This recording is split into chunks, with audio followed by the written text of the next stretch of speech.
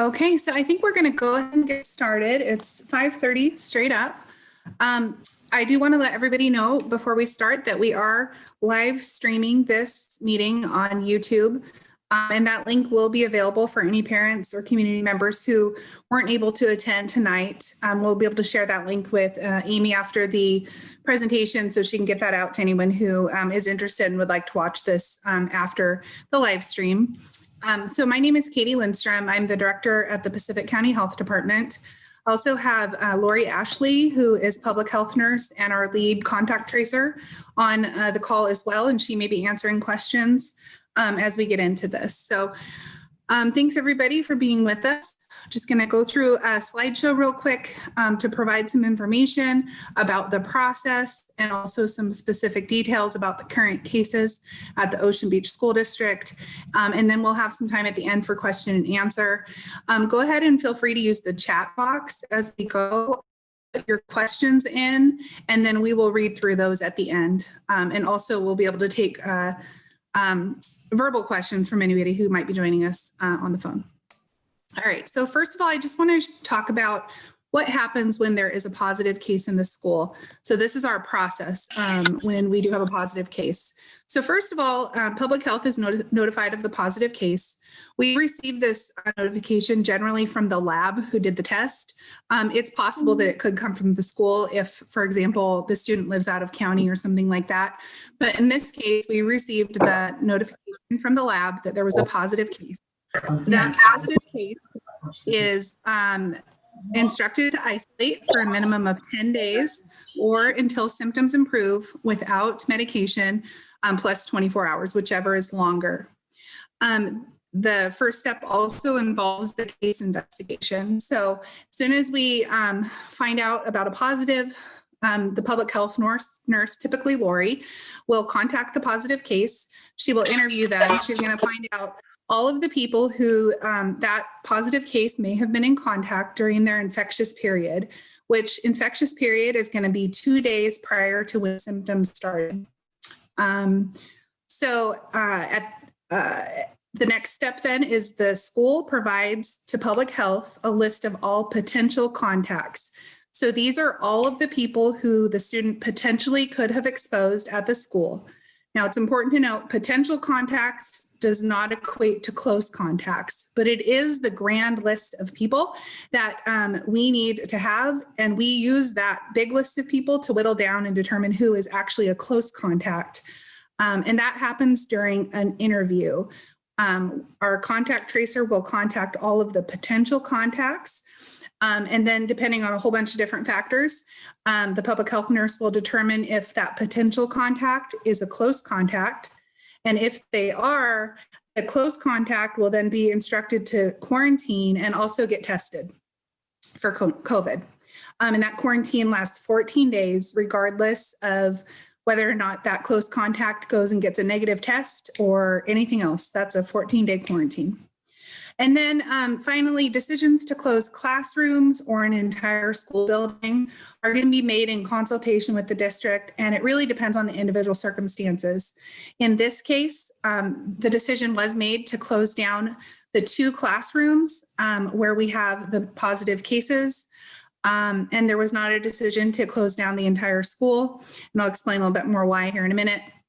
And then in addition to the 2 classes that were instructed to quarantine and thereby close down for 2 weeks, the school district in consultation with ECAP made a decision to close down the other 3 preschool classes.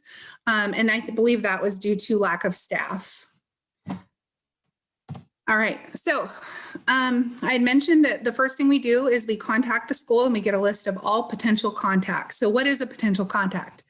First of all, it's going to be anyone who rode on the bus with the student, anyone who was in the classroom with the student, that would be students or teachers, lunchroom contacts, playground contacts, and then anyone else who spent more than 15 minutes cumulative over the course of a day with the student closer than 6 feet apart. Again, it's really important to note, just because you're a potential contact does not necessarily mean you become a close contact. So what is a close contact? So again, anyone who spent more than 15 minutes with the positive case closer than 6 feet, that's definitely a close contact. And then due to the duration of time spent together, anyone who was in a classroom all day with a positive case, regardless of using proper face masking and distancing, they are going to be considered close contacts. So this would typically apply in elementary classrooms where students stay together all day. They're spending 6 or 7 hours together. And because of that duration of time spent, and out of an abundance of caution, we are considering those students close contacts, even if they were wearing face masks and distancing. The wearing of face masks and distancing greatly reduces the risk that they actually caught COVID from the person who tested positive. But again, out of an abundance of caution, and given that it's a school setting with kind of a high risk to spread to a lot of people, we are choosing to consider those classroom, the classmates as close contacts. Now, in a middle or high school setting, this might not be the case because students don't spend 6 or 7 hours together. They tend to rotate classes. So those situations would be handled kind of on a case-by-case basis. Also handled on a case-by-case basis are those students and staff who were exposed to the person who tested positive on the bus, in the lunchroom, or on the playground.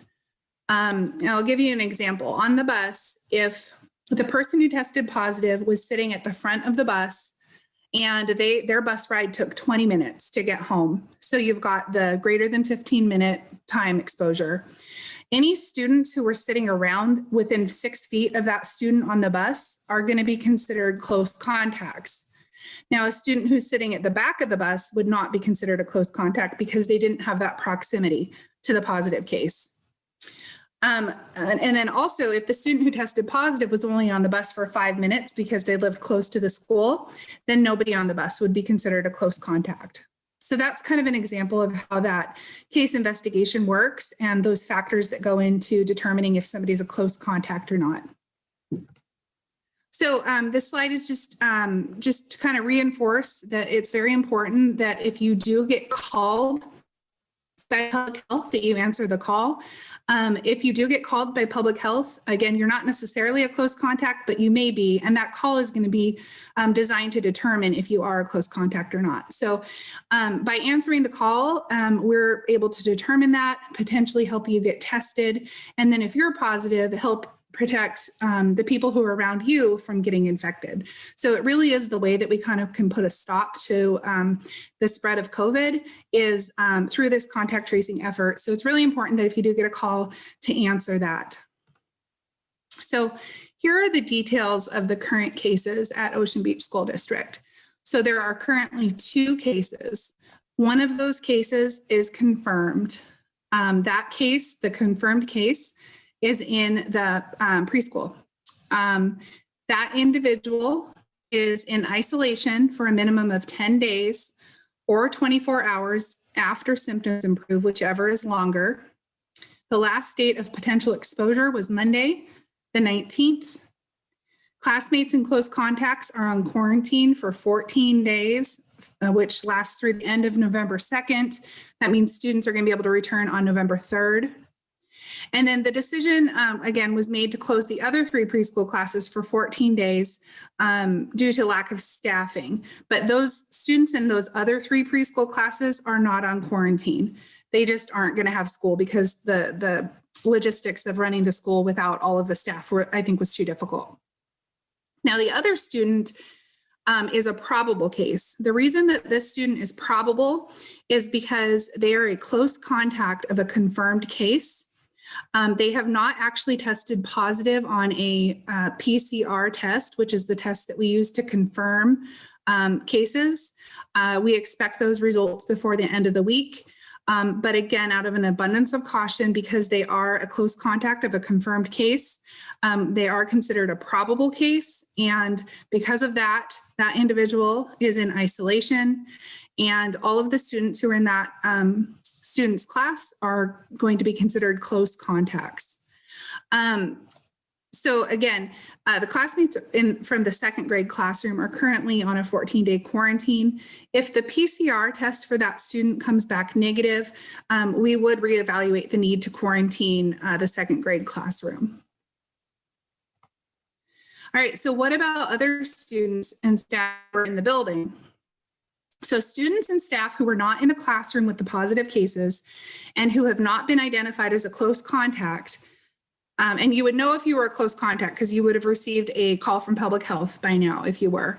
So if you have not received a call from public health and told you were a close contact, you do not need to quarantine. And there's no need to keep your students home from school, at least from the public health perspective. However, if students or staff who aren't close contacts have any symptoms of COVID, we do encourage you to self-quarantine and get tested. So you definitely shouldn't be sending your kids to school if they're sick, essentially, even if they're not a close contact of somebody with COVID. And again, if you do not receive a call from public health, that means you have not been identified as a close contact. So again, we encourage anyone with symptoms to get tested. We also encourage anyone who is a close contact to get tested. We have some testing options listed here. We did hold a testing event this morning in Long Beach. We tested 62 individuals who came through. Those results, I believe, should be available probably on Friday.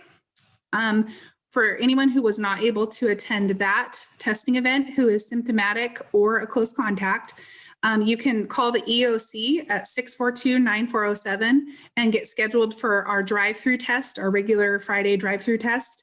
And you'll be able to go do that in Long Beach as well. This Columbia Memorial Hospital, actually, we just got an email to say this is not accurate. So would not use Columbia Memorial for your testing. I think they're only testing their own established clients who are trying to get surgeries right now. So ignore that. But the Willow Harbor Hospital is another great resource in Pacific County. They do rapid testing, which means you get the results the same day, Monday through Thursday from 12 to 2, and there's no appointment necessary. You just go up to the hospital at that time and you can get a test, a drive-through test. The other option is to call your primary care provider, and they may be able to get you in and depending on their judgment, potentially get you a test. So just as a reminder, if you do get a test, you need to quarantine from the time you're tested until you receive your results. And if you're a close contact who's getting tested, you have to be in quarantine for 14 days, regardless of the results of your test. But it's really important that if people are going to get tested, if they feel symptomatic enough to get a test, then you really should be quarantining and staying away from other people until you know the results of that test. So another question we're getting a lot, will my child be excluded from school? And if yes, when can they return? So close contacts, again, those will be identified and notified by public health. They're going to be excluded from school for 14 days, regardless of any test results. The students who test positive are excluded for a minimum of 10 days or 24 hours after symptoms improve without medication, whichever is longer. And then this is a really important one. Students and staff with no known exposure and who do not have symptoms are not excluded from school. The next two are going to be just talking about students who have symptoms but had no exposure to the positive case. So I just wanted to go over this again because this is really important to remember. If you have a student who has a symptom, you're going to need to follow these guidelines. So the symptoms are split into two groups. You have the Class A symptoms and the Class B symptoms. You can read those there. If a student has a Class A symptom or one or more Class B symptom that lasts more than 24 hours, and you don't have a known COVID exposure, then you're going to be excluded from school for 10 days unless you can get a doctor's note or a negative COVID test to kind of prove that you don't have COVID, and then you can return to school. Students and staff who have only one Class B symptom lasting less than 24 hours, so let's say you just have a headache for a day, and who have had no known exposure to COVID, you can actually have those students return to school once the symptoms resolve. So again, if you just have one symptom from this list and it lasts less than a day, you're able to have your student return to school as soon as they feel better. All right. I also just wanted to add this as a general, general information. Labor and Industries has determined that the overall risk for the typical K-12 in-person instructional setting is actually very low, and especially if the mask wearing and distancing is happening. We do recognize and understand that that's a lot more difficult in the preschool classroom, and so there may be more risk there. But in the remainder of the school, the reports have been that mask wearing has been, that students have been very compliant with that, and that the distancing is happening. So we do just kind of want to, I guess, ease worries a little bit that generally speaking, the risk is quite low. But again, we're just wanting to be extra cautious because this is a school setting, and that's why we are excluding those students for the 14 days. Just again, to share and kind of reiterate that point, this chart really shows that the different strategies, if you're distancing, if you're wearing a mask, and what your risk is for spreading COVID. So the person on the left here is the person with COVID. The person on the right is healthy. If neither person's wearing a mask and they're closer than 6 feet, it's a very high chance. This is what should be happening at the school. Both people should be wearing a mask and the distancing should be happening, which thereby gives you that very low risk. We know it's not perfect. You know, sometimes they're closer than 6 feet, but if you're still wearing the mask, you're low. So this just sort of visualizes how those interventions can really help reduce your risk. This is just a couple of good resources for information. We have the Pacific County COVID website, pacificcountycovid19.com. And also, if you don't follow us on Facebook, we put a lot of information on Facebook as well. And then the Washington State Coronavirus website, that's the State Department of Health website. Both of those are great resources for information. You're also welcome to call us anytime, Monday through Friday, 8 to 4. At 642-9407. We are available. We have people who answer the call center there and can answer questions or get you referred to people who can help answer any questions that you might have. So that is the end of the presentation. I think what we can do is, if there are any questions in the chat, we can answer those. Oh, I see one private message to me. Okay. So I guess we'll just go ahead and open it up. If anybody has any questions about anything we went over or anything we didn't go over, now would be a great time.